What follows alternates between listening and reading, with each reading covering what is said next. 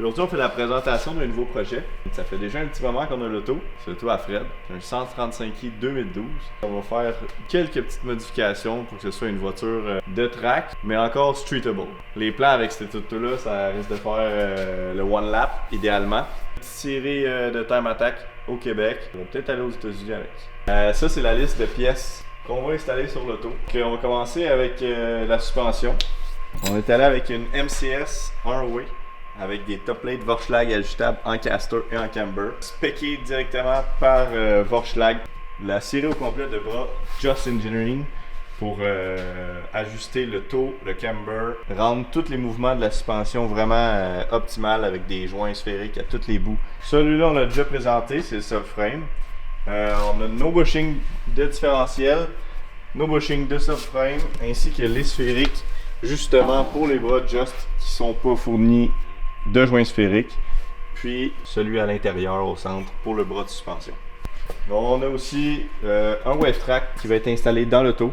Un des plus gros problèmes des N55, c'est le oiling. Puis un problème qui est très récurrent, ça starve quand ça se met à avoir beaucoup d'appui mécanique. Fait que le fixe pour ça, c'est une pompe à l'huile de S55. Dans le fond, on peut voir ici, il y a plusieurs pick-up. Un pick-up ici, un pick-up là, un ici, puis un là. Ça nous permet d'avoir un pick-up d'huile, peu importe l'huile se situe où dans la panne, de ne pas manquer de pression d'huile pour surtout les rod bearings qui sont le point faible de ces moteurs-là. Parlant des rod bearings, on va installer des studs ARP puis les nouveaux bearings ACL Race, essentiels à la fiabilité du véhicule. On va aussi installer un downpipe, un gros intercooleur. Un autre très gros problème des N55, ça heat soak beaucoup quand c'est sur la piste. On va combiner avec deux oil coolers chaque côté.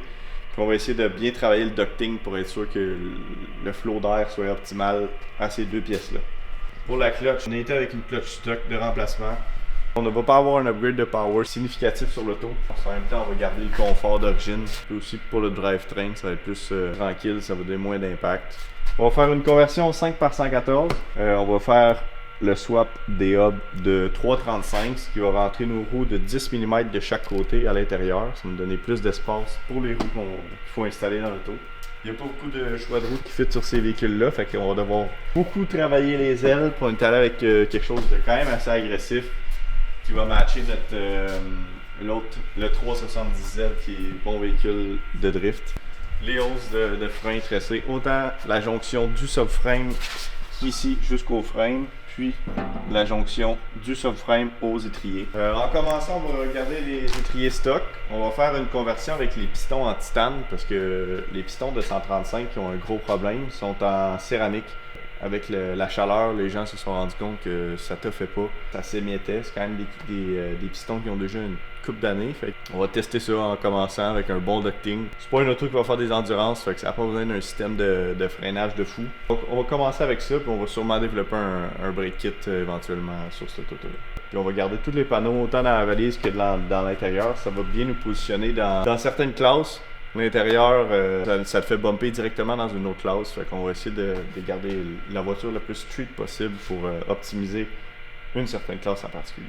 Pour la panne, les 135, pompe à power steering est sur la panne. Fait que nous autres, on va faire une braquette adaptatrice pour être capable de fixer ça directement sur le moteur. Que ce soit bolt-on, ça va être une pièce qui va être disponible sous peu.